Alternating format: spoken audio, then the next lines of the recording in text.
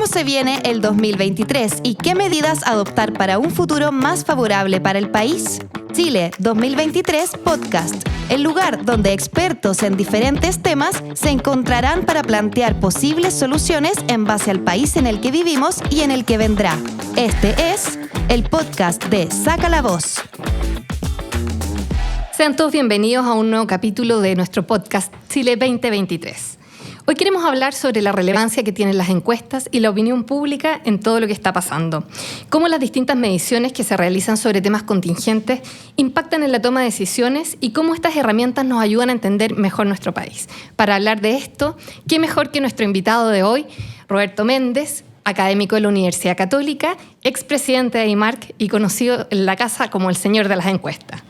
¿Cómo estás, Roberto? Bienvenido. ¿Qué tal, Dolores? Mucho gusto estar aquí. Un gusto hablar de este tema que le he dedicado gran parte de mi vida, así que para mí es muy importante e interesante.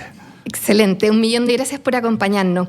Roberto, hemos seguido las encuestas, un poco lo que hablamos antes. A partir del proceso constituyente, muchos pensamos que las encuestas eran un sistema de medición puntual, sin embargo, nos han seguido acompañando y de alguna forma han ido determinando el actuar o no del gobierno basado en una muy fuerte opinión pública respecto a lo que nos dicen los números. Tenemos un gobierno que está muy mal evaluado, ministros que parecen ser desconocidos. ¿Qué te parece a ti? ¿Cómo ves tú, en base a tu experiencia y a los números de las encuestas, lo que ha sido este primer año de gobierno? Mira, cierto, las encuestas están siendo un barómetro importante, muy discutido, muy discutible, muy polémica. Yo hago clase de esto a los jóvenes que quieren dedicarse, porque el futuro van a seguir existiendo, a lo mejor con diferentes tecnologías, pero esto de preguntarle a la gente su actitud, su opinión, es algo que va a seguir ocurriendo y que es muy importante en todas las sociedades y que siempre se ha hecho a través de diferentes métodos. Pero lo que yo le digo a mis alumnos es, si quieren ser encuestadores, van a tener pocos amigos. Van a tener pocos amigos porque un día las encuestas van a ser buenas para tus amigos y otros días van a ser malas. Y cuando estén buenas, tú vas a ser el héroe, te van a invitar, te van a llevar a dar declaraciones, y cuando le salgan malas, vas a pasar a ser el pésimo, el que se equivoca, el que no sabe nada. Entonces, mejor acostúmbrate a eso. Ahora, tiene muchas satisfacciones, obviamente, pero sí, los que quieren estudiar encuestas, por si alguien que está viendo este programa, algún joven que está pensando que a lo mejor le gustaría dedicarse a esto, bueno, sí, yo le digo, muy interesante, encantado, si quiere llámenme a la universidad, los puedo guiar, pero prepárense para una vida solitaria. Ahora tú me preguntaste el gobierno, pero vamos a volver. No, sí, pues, estaba pensando justamente en lo que tú decías, cómo de alguna forma hemos visto que se va determinando, o uno se va determinando por los resultados de las encuestas, entonces no me cae duda que siempre van a haber heridos en el camino. Es curioso ver y también interesante cómo le apuntan, entre comillas, o sea, el nivel de certeza que tienen las encuestas. Y por eso un poco la pregunta, ¿cómo ves tú lo que ha sido este año de gobierno a la luz de los resultados que ha tenido? Bueno, mirando lo que ha sido este primer año, yo diría, a la luz de las encuestas que tú me preguntas, ha sido desastroso. Ha sido muy malo porque uno puede comparar, como ya se han hecho encuestas tantos años, uno puede comparar con otros presidentes en el mismo periodo de sus respectivos mandatos, y obviamente que por lo menos considerando dos gobiernos que fueron muy conflictivos de distinta manera, el gobierno de Sebastián Piñera, el último, ¿no es cierto?, y el segundo de Bachelet. Bueno, este gobierno a estas alturas está mucho peor de lo que estaban esos gobiernos cuando llevaban aproximadamente un año, ¿no es cierto? Todavía no se ha cumplido un año, pero ya estamos cerca. Entonces está mucho más malo que eso, y con unas perspectivas tremendas, porque el segundo año históricamente también de estos gobiernos de 4 años siempre ha sido el más duro, el más malo. Entonces yo encuentro que empezar este segundo año de gobierno para Boric con los niveles de aprobación que tiene, con la economía que se está apretando y que está llegándole a los bolsillos de las personas. Ya se acabaron las holguras que tuvieron en los periodos del final de la pandemia y todo eso, ¿no es cierto?, los repartos, los IFE.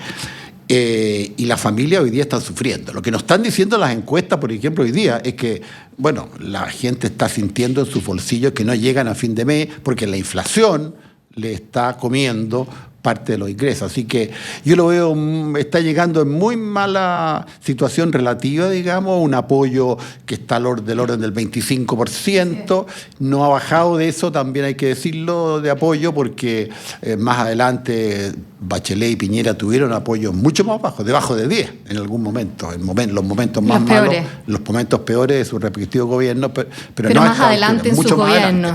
Al final del segundo año, Perfecto. más o menos en ese momento, cuando le había aparecido más crisis. Entonces este gobierno está complicado,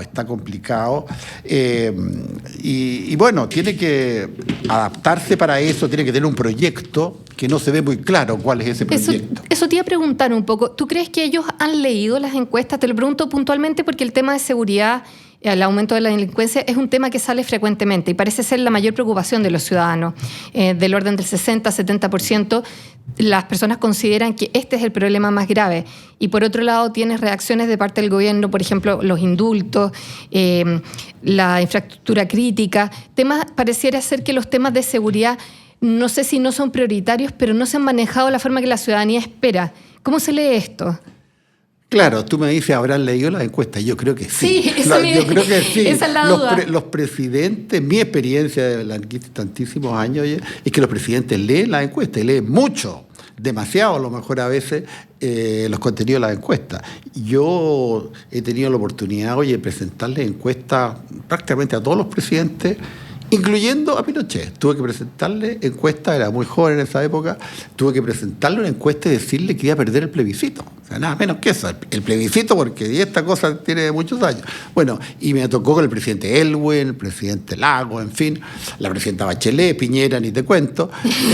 Bueno, entonces son consumidores de encuestas. O sea, no podemos pensar de que el gobierno está abstraído no de estos resultados. Yo no le he presentado encuesta al presidente Boric, no creo que tenga esa oportunidad, pero si él quisiera, yo iría encantado a contarle qué es lo que están diciendo las encuestas.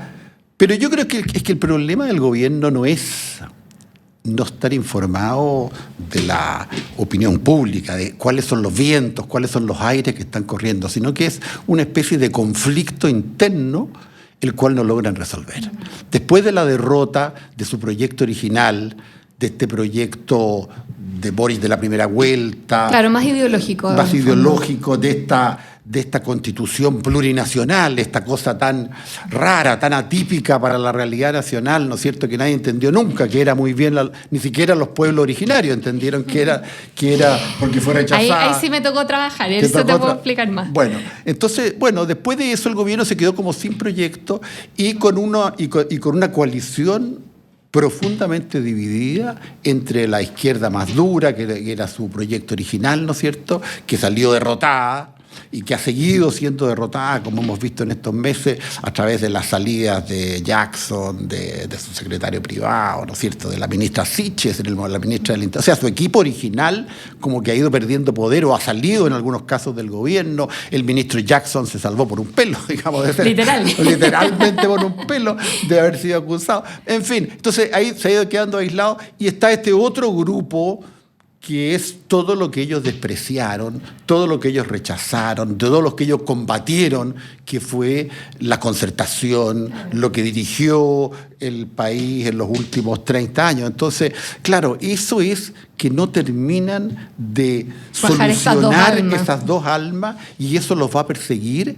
Y creo yo que ese conflicto también le sigue haciendo daño al gobierno, porque al final uno ve que semana tras semana el gobierno se hace daño a sí mismo. Sin duda. O sea, estos son autogoles. Total.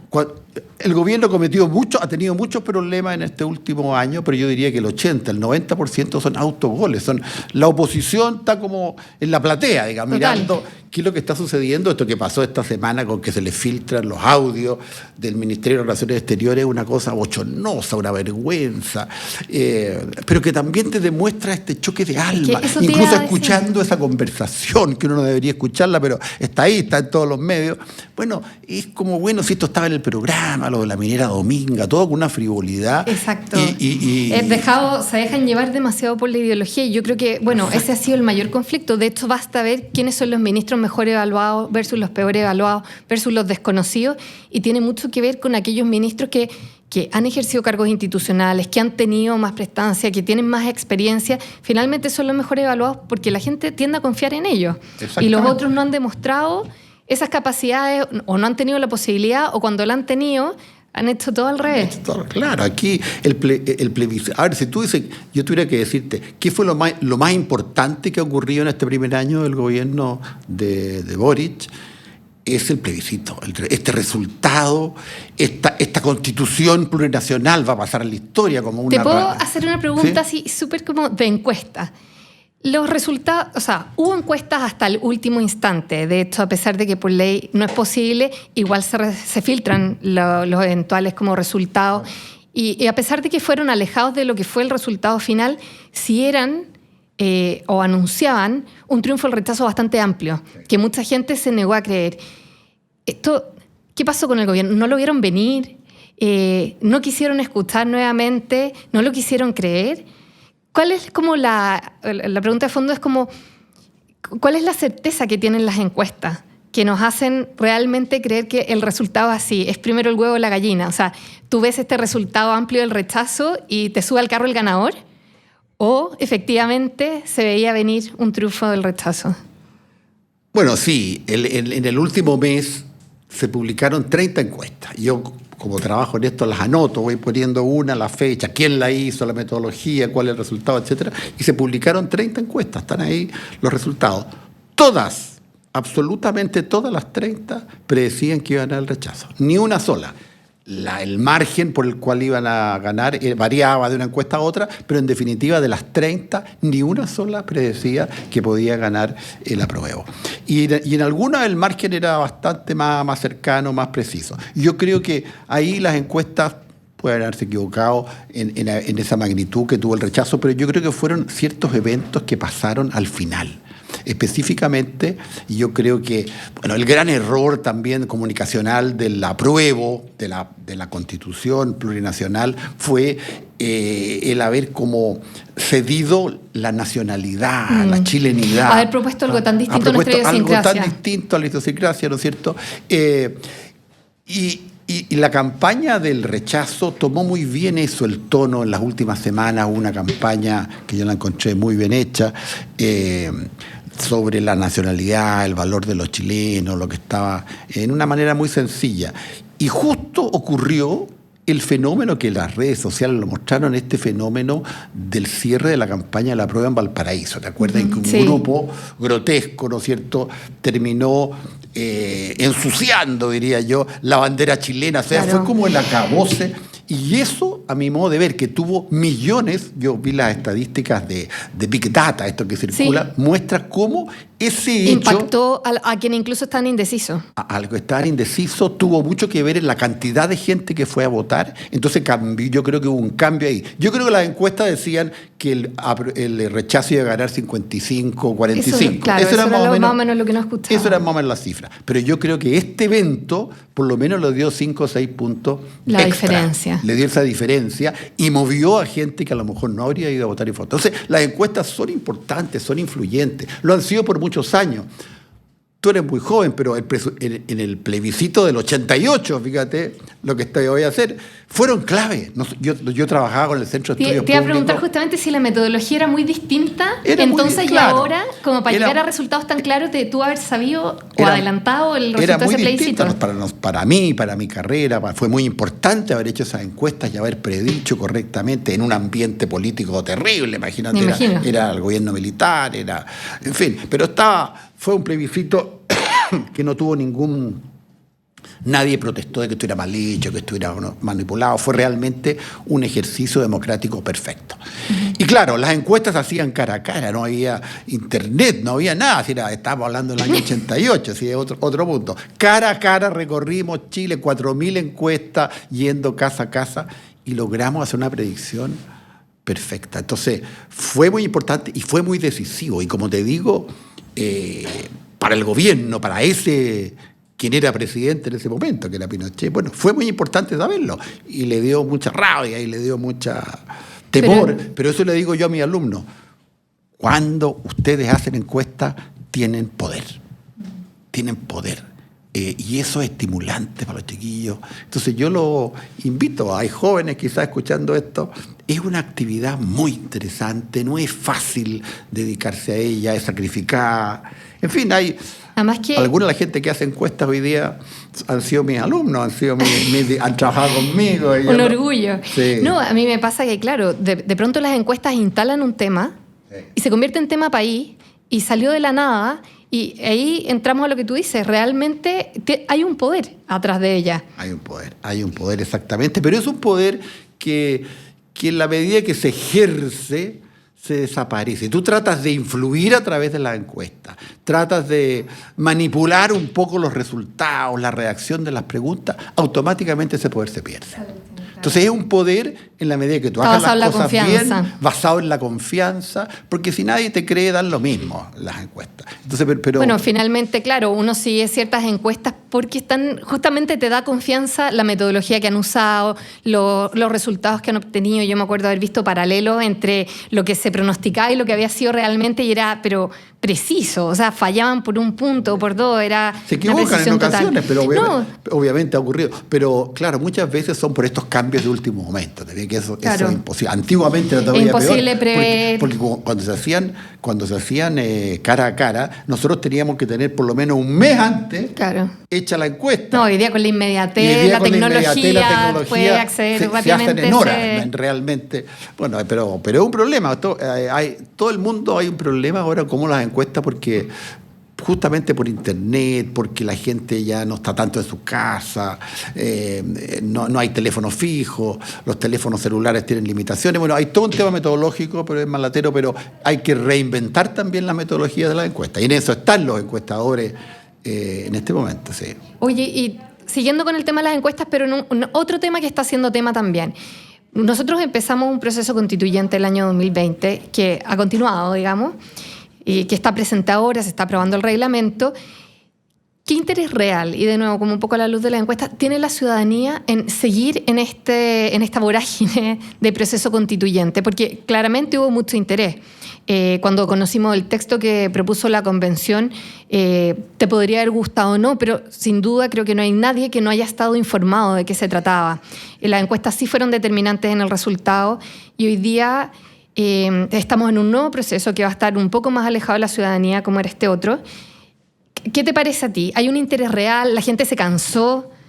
¿Qué es lo que dice la encuesta? El tema cambió. Fíjate que efectivamente en el plebiscito de septiembre pasado yo encontré conmovedor el interés de la gente, el involucramiento. Tú veías gente en el metro leyendo el texto de la Constitución, personas modestas, de bajo nivel educacional, tratando de entender, era bien complicada. Sí. Pero hubo un esfuerzo muy grande por involucrarse, y eso fue muy positivo, que eso haya ocurrido. Ahora, claro, estamos en un momento distinto.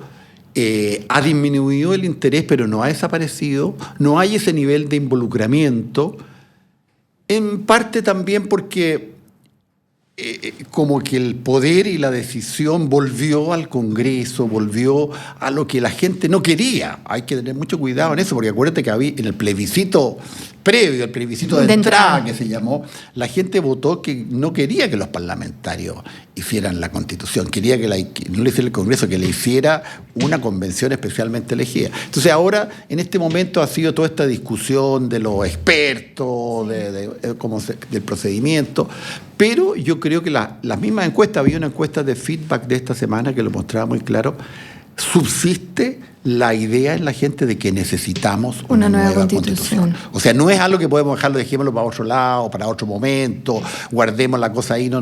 La gente no está tan involucrado, diría yo, pero hay plena conciencia de que este es un proceso que no ha terminado y que es necesario. Es como cuando tú te das cuenta que tienes un problema de salud que no es urgente a lo mejor, pero que tú sabes que tienes que ir al doctor y que tienes que ir a algún momento ir a vértelo. Yo creo que esa es la sensación hoy día. Entonces sería un engañarse, sería cometer un gran grave error si el mundo político pensara que mejor dejemos La gente esto, ha perdido el interés, resolvamos la La puerta gente cerrada. está interesada, no está involucrada al nivel que estuvo en este otro proceso, pero hay que seguir y creo que está muy bien lo que están haciendo también de ir perfeccionando el mecanismo, ¿no es cierto?, ir adelantando en él para que tengamos una constitución. Yo creo que aquí, ¿cuál es el ideal? Que en un año más, no sé, cuando a final de este mismo año podamos votar una constitución y que sea ampliamente aprobada. Claro. Entonces hay una tarea ahí para la derecha, porque el gobierno ha hecho cosas malas, la derecha también ha hecho cosas malas, por favor. Sin duda, esta es una oportunidad de diálogo. Es una oportunidad de unir al país realmente. Y por Dios santo, si llegamos a una constitución que sea aprobada por el 65%, por el 70%, sería una maravilla. O sea, tenemos un país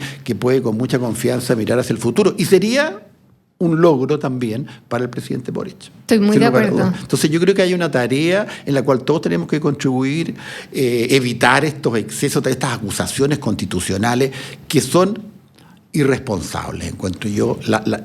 El país tiene una institucionalidad tan débil que debilitar lo que tenemos. Hay gente que piensa, bueno, se rechazó lo de Jackson, está esta ex ministra ahora Ríos que la están acusando, una acusación que no tiene mucho sentido. Hay algunos más extremos que piensan todavía que habría que acusar al presidente, claro, que fue justamente las irresponsabilidades que hicieron en el gobierno anterior. Entonces yo creo que la oposición ahí tiene que ser más grande, seria, ser más grande y mirar hacia el largo plazo. Sí. Oye, desafíos 2023. Bueno, está casi todo dicho, pero algo que te quede como... Sí, yo creo que hay un desafío muy, muy grande, oye, que es el tema económico. Yo creo que ahí el país tiene desafíos muy grande. El tema económico es quizás uno de los más urgentes, es que hay que saber leer las encuestas. Esa es otra cosa, porque las encuestas, uno dice pareciera que no. Las reformas tributarias, las reformas en salud, sin duda van a impactar también a las personas. Sí, pero el tema es otro. El tema que están diciendo las encuestas, y lo están diciendo muy claramente, es que el apretón que está teniendo la economía le está llegando a la familia, le está llegando al bolsillo, no están llegando a fin de mes, hay personas que lo están empezando a pasar mal, incluso en términos de alimentación, porque tú sabes que la inflación se ha concentrado bastante en los alimentos. Entonces, eso hay que saber leerlo, porque esas son las pequeñas chispas que de repente te hacen explotar una sociedad. Una inquietud social, ¿no es cierto? Una protesta. No estaría en la cabeza de las personas, como dice Alejandro Fernández. Presidente Fernández. Así es. No, esa es una idea. No, el presidente Fernández, por favor.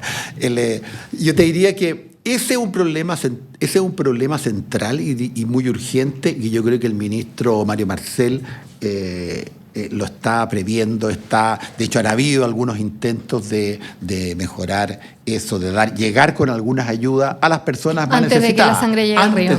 Pero justamente esas son las cosas positivas de la encuesta. En segundo, el tema de seguridad también es una urgencia que no se puede postergar. Este temor que han mostrado las encuestas, yo trabajo en la Fundación Paz Ciudadana, que es uno de los indicadores de temor y de victimización, muestra cómo el tema urbano, sobre todo de estos grupos organizados, bandas, mafias extranjeras y mafias chilenas también, que están operando en los barrios y toman control del territorio. Se sabe de casos de rapto, de extorsión, sicario, aparece gente muerta así en los barrios de unas formas bastante brutales. Mataron a un detective el otro día. Eso también es un tema que no se puede dejar de lado. Y fíjate que yo creo que la ministra del Interior, Carolina Toá, yo creo que había logrado por lo menos controlar la agenda un poco con esta mesa de seguridad que yo creo que estaba muy bien encaminada. Y fue el propio gobierno el que con esto de los indultos, porque aquí los autogoles... El choque de las almas que dices tú. El choque de las almas de nuevo, que se vio en la necesidad a lo mejor de darle un gesto a su grupo más extremo al presidente, pero tiró por el suelo esta mesa. Entonces, reconstruir la mesa de seguridad, yo creo que es una urgencia enorme. Y yo creo que de nuevo ahí el gobierno tiene que hacer lo suyo, pero la oposición también tiene que pensar de que no puede dejar, de que da lo mismo que la seguridad se desbande y que las bandas estén en todos los sectores, sino que hay que armar esa mesa de seguridad nuevamente y ponerse a trabajar con eso. Entonces hay urgencia muy, muy grandes. Yo te diría que esas dos, económica y seguridad, además de la Constitución, o sea, no es que no haya pega para el 2023, hay desafíos tremendos. Yo creo que es un año muy desafiante para este gobierno. Sí. Está bien, muchas gracias, Roberto. Oye, te quería llevar a otra sección que se llama Soluciones Futuras. A ver. En esta sección lo que nosotros hacemos es invitar a nuestro invitado a presentar un libro, una idea, algo interesante que haya visto, puede ser una aplicación, una película, que pueda recomendar a nuestros auditores para que puedan, en torno al tema que hemos estado conversando, ilustrarse un poco más, conocer de forma entretenida o acercarse al tema. ¿Qué nos trajiste? Está muy bien. Mira, yo trato de leer cosas que alimenten el alma, oye, y que ayuden a crecer, que me ayuden así, a la edad que tengo, todavía siempre pienso que puedo crecer. Cuando yo sea grande, le digo a mis niños, cuando yo sea grande voy a hacer tal cosa. Mira, de los libros que he leído en los últimos meses, leí uno que no es nuevo, pero que yo no lo puedo dejar de recomendar, que es la historia de Magallanes, Hernando de Magallanes. Fíjate. Hernando de Magallanes fue el primer hombre que dio la vuelta al mundo. Y su hazaña es mucho más compleja, mucho más grande que lo que hizo Cristóbal Colón. Lo de Cristóbal Colón en realidad era un viaje cortito, digamos, si lo comparáramos para los estándares, pero el tamaño humano, la fuerza de Hernando de Magallanes y de la gente de esa época para un viaje que duró 3 años. Eso te iba a decir, perseverar en una aventura con la precariedad de la época. Hambre, cómo él manejaba a su gente y los motivaba para seguir adelante, porque los marineros se les sublevaban, porque llevaban 5 días, 8 días sin comer. Entonces eran unas cosas tremendas. Bueno, y eso lo escribió Stefan Zweig. Y te digo realmente, bueno, como se cumplieron 500, lo leí ahora no por una cosa rara, sino porque se cumplieron 500 años, en el año 21 de que esto pasó.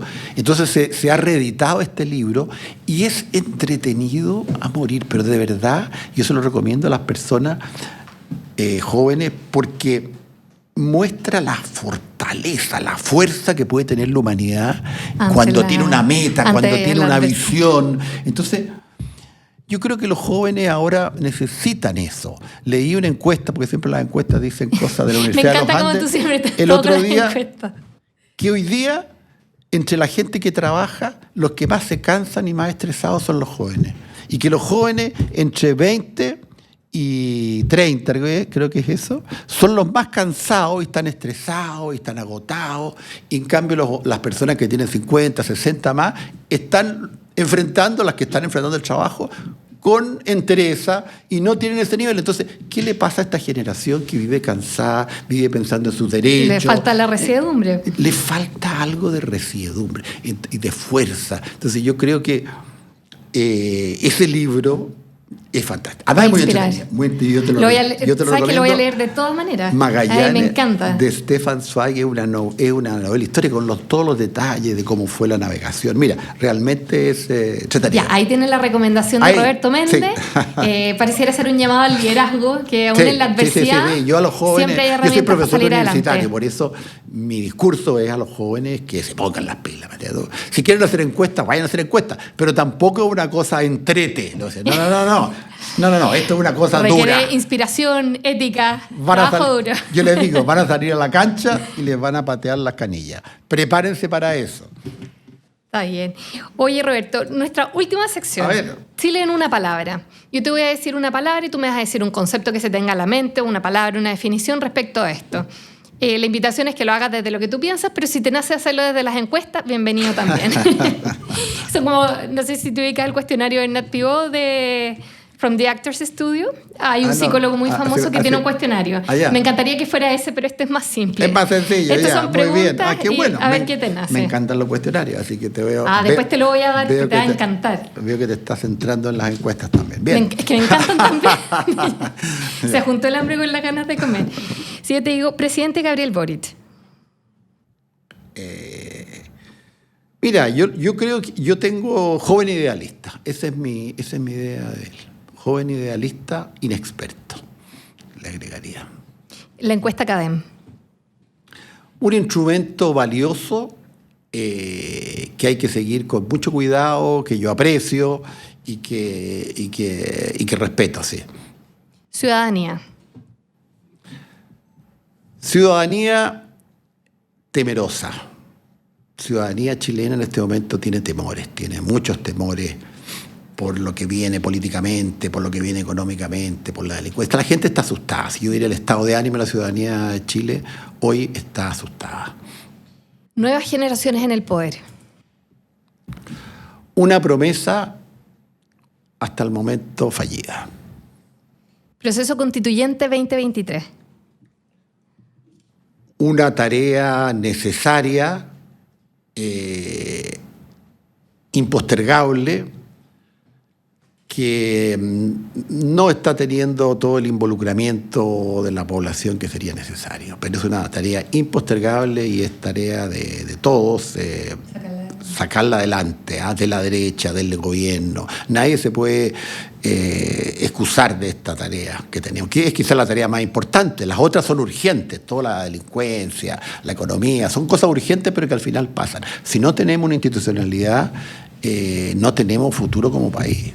O tenemos un futuro muy oscuro. Clarísimo. Si ustedes como yo son fanáticos de las encuestas, se van a dar cuenta que en cada una de las respuestas están reflejados los porcentajes exactos de quienes han sido consultados respecto a estas mismas palabras o temas. Bueno, con esto cerramos nuestro capítulo de nuestro podcast Chile 2023. Te agradezco mucho, Roberto, que nos hayas acompañado hoy día. Roberto Méndez, como todos saben, es académico de la Universidad Católica y además es expresidente de ADIMARC. Muchas gracias por venir y espero verte pronto para que sigamos comentando las encuestas. Gracias, Dolores. Muchas gracias.